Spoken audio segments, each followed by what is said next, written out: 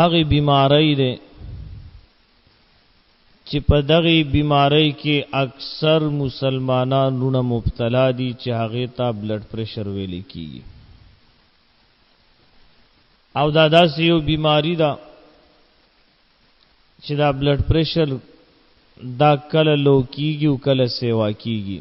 کله کمیږي او کله زیاتیږي او دواړه حالات نقصانی دي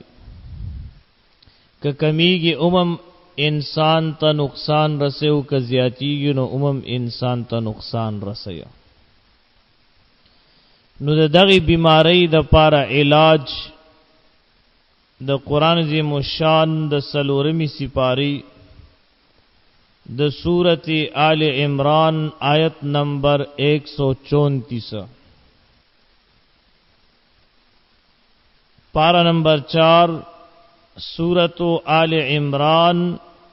آیت نمبر 134 د هغه صحیح صدد دی آیات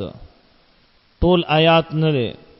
والکاظمین الغیظ والعافین عن الناس والله يحب المحسنین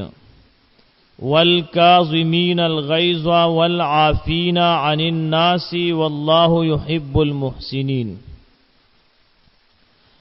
چې کوم مسلمان بندا د بلډ پریشر مریض وي او بیمار وي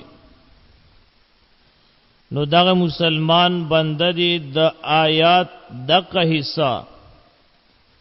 یوصل او یوزل دی روزانه د دې تلاوت کوي او پزان باندې دی چوف کوي الله رب ذوالجلال جل جلاله به دا بیماری ختم کی